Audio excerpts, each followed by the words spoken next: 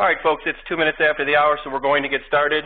My name's Brian Everett. I'm the Information Architect for CA Chorus, CA Chorus Software Manager, and CA Common Services.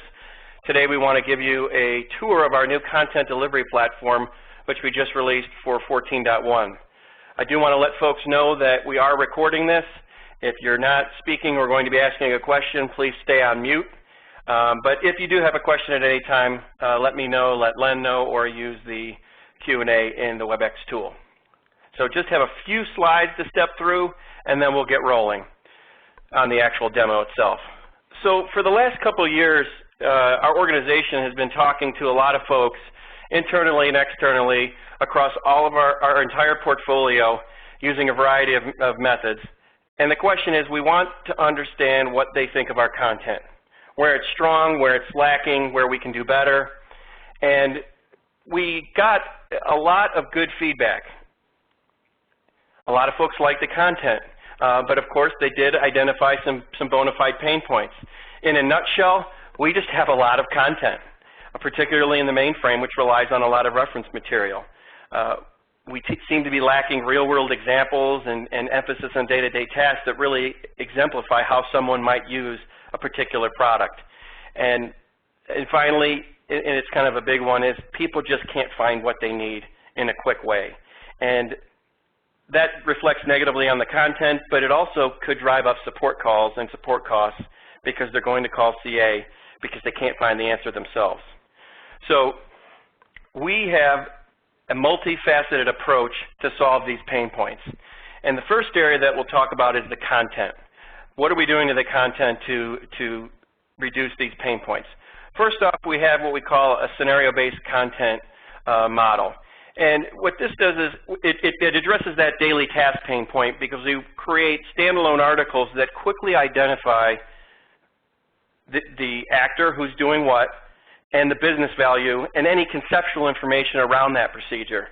And then a key element in all scenarios is we include a visual element. It gives you a workflow diagram typically in the first topic, which folks have told us really gives them a good idea of the complexity and the kind of the path they're going to have to follow to complete the task.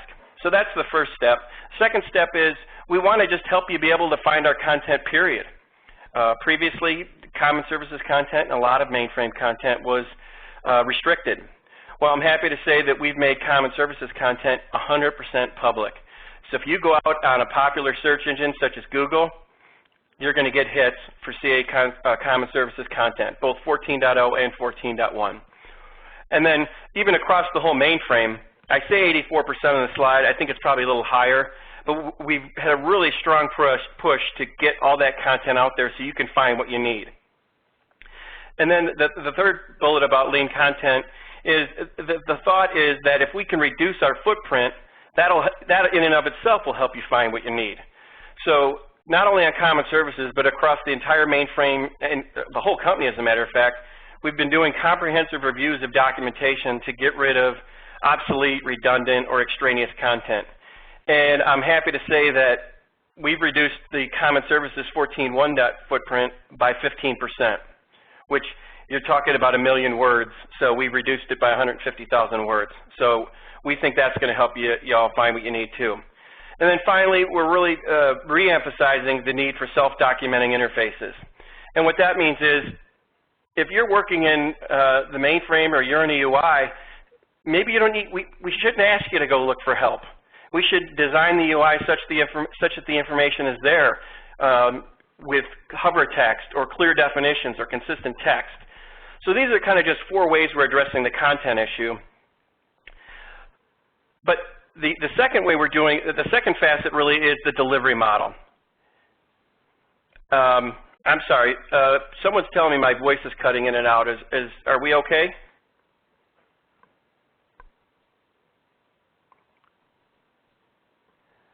Okay, it could be just that person's connection. A few people have told me that it's fine, so I'll keep going. But if anyone else hears it cutting out, let me know. The second thing we're doing is we're moving to this Wiki-based model that I'm going to demo to you in a few minutes. And you see some of the benefits there on the screen. I'm not going to read them to you. But it's all about findability, rapid response, and one-stop shop. So I'll demonstrate how that works and how we gain benefits from this model. And finally, one point, the last slide, this model benefits everyone in that if you're in technical support and you're working with a customer and you find something that's incorrect, we're going to be able to quickly fix it and get it out to you. Similarly, the Scrum team and product managers are working very hard to get new features out. The Wiki lets us do that much more rapidly than the old model. We don't do a lot of localization, but we do some on common services. And again, it's faster due to automated cloud translation. And finally, I think you'll see when we do this demo in a second, everything's just easier to find. There's a lot more logical flow, and there's better search capabilities. So that is the end of the PowerPoint. Now I'm going to just take you right to the Wiki. Len, can you give me an IM thumbs up that you can see the Common Services Wiki?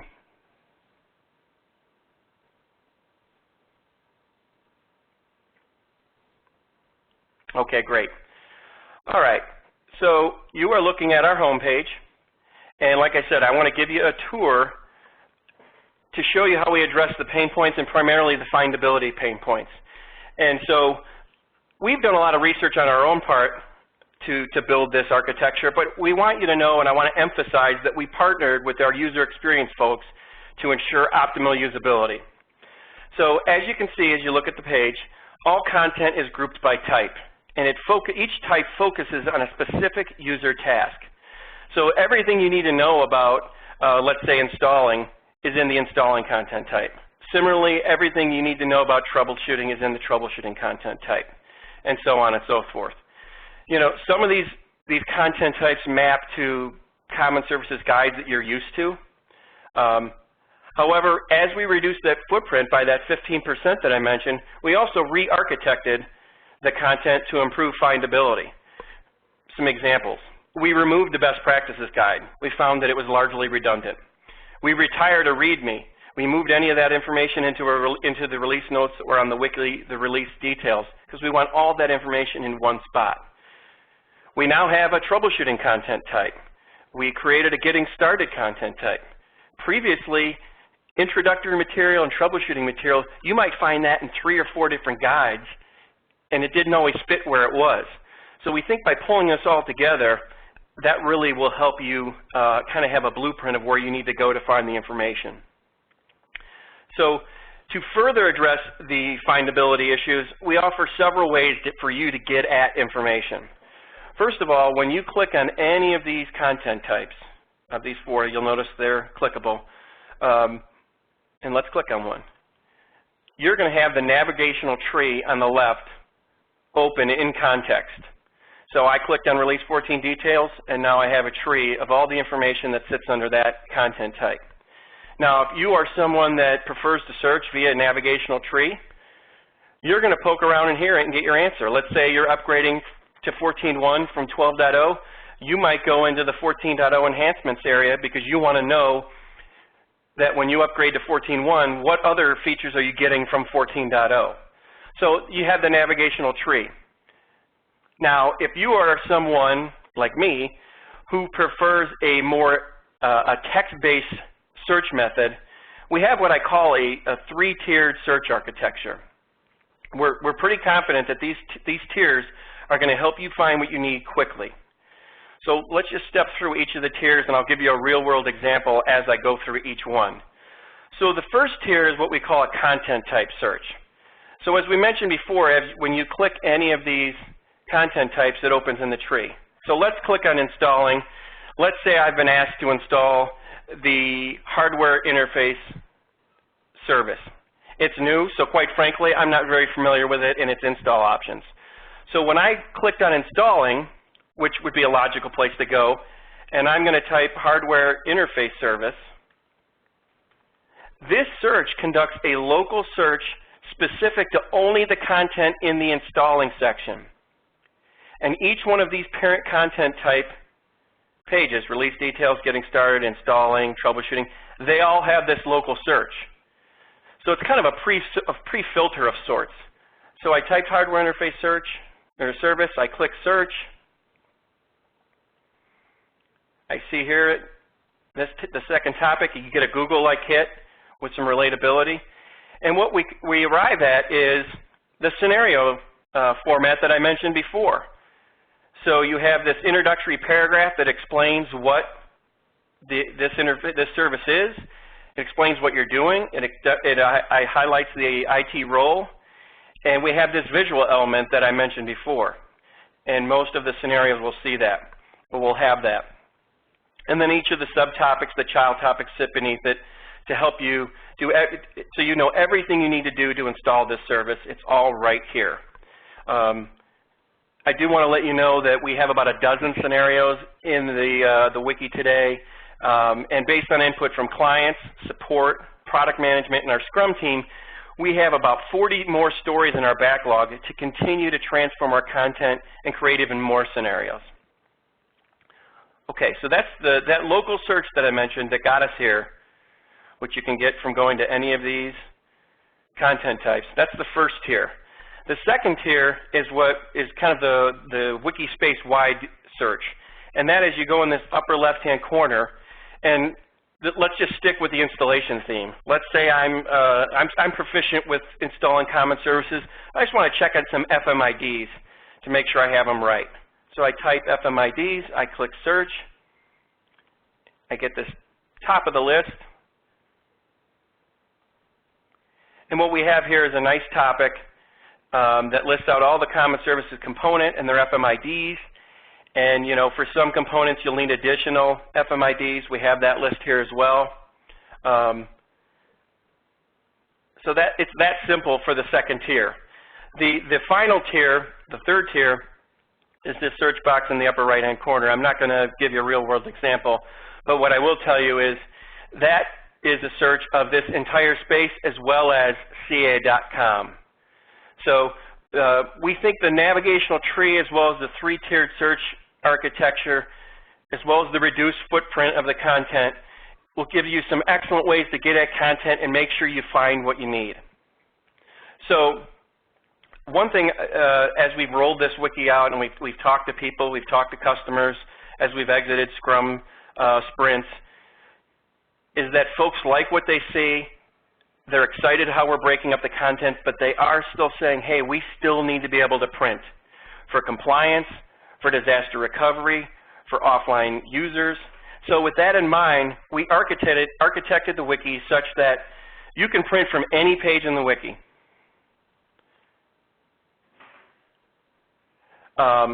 And when you do that, you get the parent page plus all of its child pages.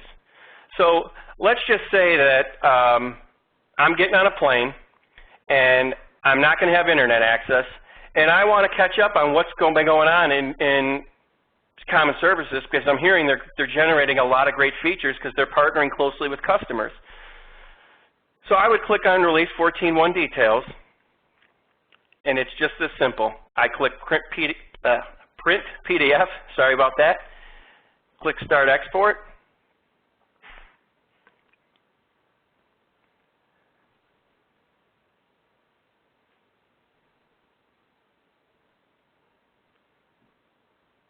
And what does that say? 8 seconds. I have produced what you would used to know as a Release Notes PDF. And it looks similar to what you're accustomed to. It has a nice TOC.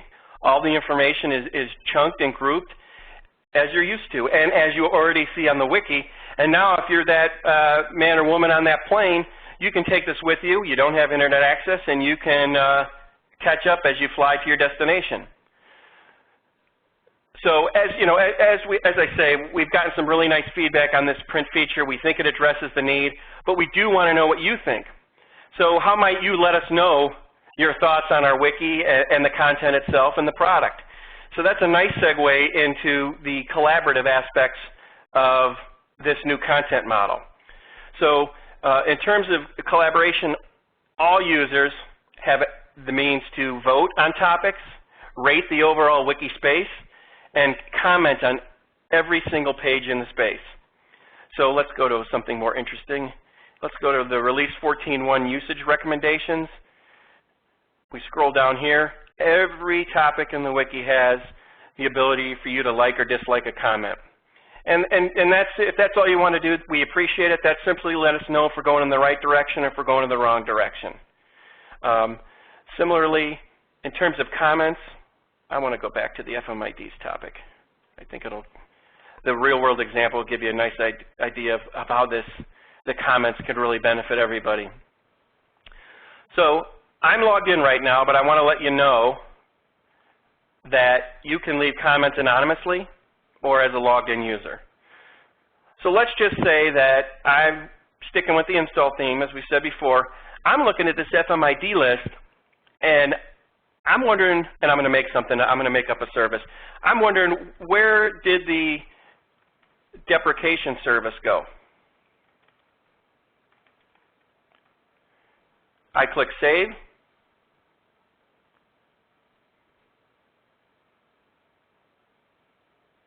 So this comment is out there for everyone to see, and they know that I said it. Now, the cool thing here is we have a dashboard whereby I, as the administrator, can check daily to see how many likes and dislikes we have, the overall volume of the space, but also comments. So I could see this comment, and again, this is all hypothetical. I would see this comment, and I'd go, oh, they're not aware that when we moved to 14.1, we moved the deprecation service into the common variable service. So I might add the comment saying that to let that person know. And the cool thing about this is I've addressed this person's comment immediately, but now it's there indefinitely, so all future users can see about this, but it also points us in a direction as writers as maybe we didn't spell this out as clearly as we could have. So there's just a lot of ways we can use the comments and the ways you can use the comments as users, and we really hope that the comments really build a sense of community with all of our users. A few more collaborative aspects. All of the pages have this Rate This Content page, and what this does is gives you the ability to rate the overall space on a 1 to 10, and you can give us some more broader comments on what you think we can do to improve it. One other thing I wanted to show you is, I'm going to come home. If you're familiar with wikis, you're probably familiar with this, but you can watch you can watch a particular page, or you can watch the whole space. And by watch, we mean that if we're making changes, you're going to get a notification via email that A, we changed the topic, and B, what we changed. So that's just another way for all of you to stay in the loop. So we have these collaborative aspects. But another cool thing is that this model really accelerates our ability to respond to your input. Unlike the old bookshelf model, bookshelf and guide model, we can now make content updates in minutes, not days or weeks. We update the individual topic, we publish it, and it's out there. I'll just give you a quick, for example, under getting started. We have a product overview topic. Let's say one of our support folks adds a comment and says, you know, the fourth bullet up here is no longer accurate in 14.1. As a matter of fact, it's completely obsolete. I could do a quick check with the Scrum team. They confirm it. I literally delete it, click publish, and in minutes, that update is out there. And if you're watching this page or watching this space, you're going to get that notification. So it just really accelerates our ability to get you what you need when you need it and keep it as current and accurate as possible. So we're very excited about that. Just a few more things, and then we'll get to some Q&A. I mentioned in the slides previously that we're really focused on, in the long term, to make this truly a one-stop shop delivery model. We've already started down this path. As you can see, we have these announcements at the top. So what we do is we populate it with blogs, and they can come from support, information services, product management. This one's from product management. If you don't know, we use Agile Scrum at CA to develop quality products. It's an iterative development process, and we ask that people join us so they can see what we're doing and give us feedback, and you can contact Jennifer Hall, our product manager, if you want to do that. So that's one way that we make it more of a one-stop shop. Similarly, we have a content type called collaborating. This gives you, and it's a short list now, but I assure you it's going to grow, gives you all the ways that we're involved in social media, and you can learn more about common services and some of the key products that it supports, such as CA Chorus and CA Chorus Software Manager. Finally, we have additional resources. This points you to any general product reference material you need to know, and same thing with maintenance.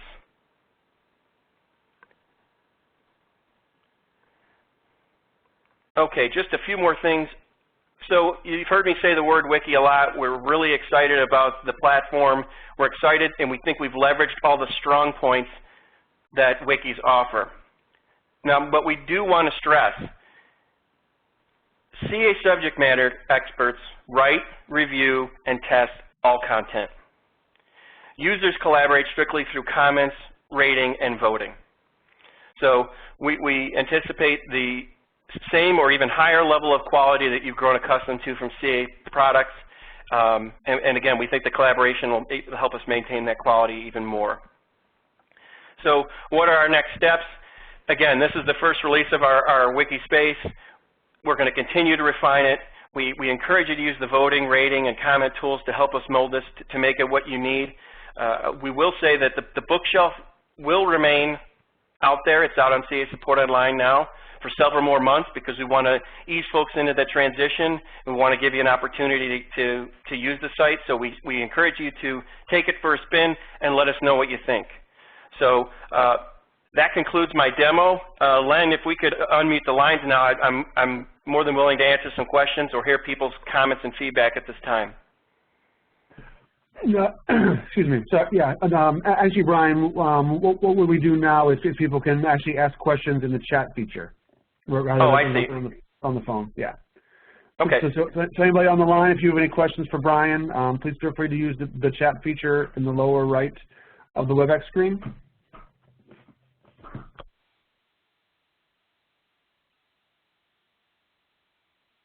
And if there aren't any questions now, later this afternoon, I'll be posting the replay of this in the community, so you can also feel free to ask Brian or Jennifer any questions there as well.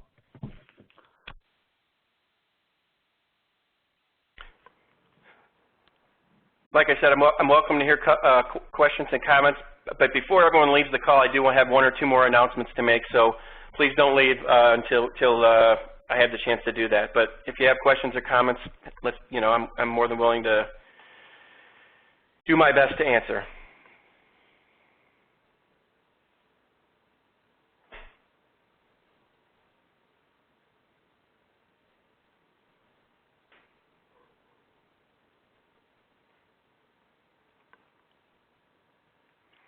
Okay. Well, I think that we don't have any questions or comments.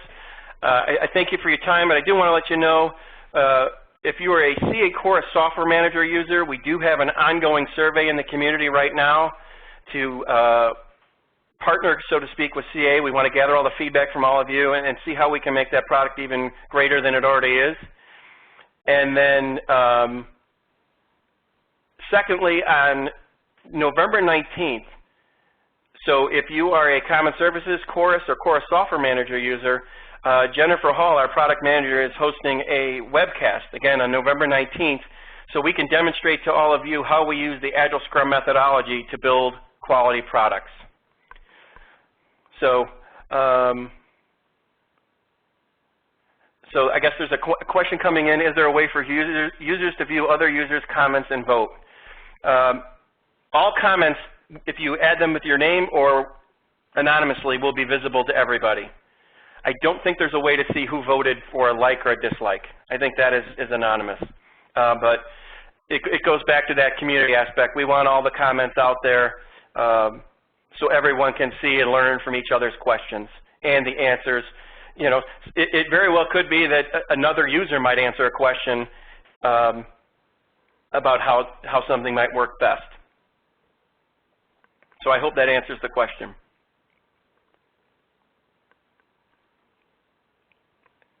Len, any more questions coming in across the chat? I don't see any more, Brian. Okay, folks. Well, I thank you for your time. I really hope you get out there and take a look at the space. The address, and Len, maybe we could put this in the email. The address is wiki.ca.com/ccszios. So thank you, folks. Have a great day, and we look forward to partnering with you to continue to transform the content and make it as good as it can be for all of you. Thank you.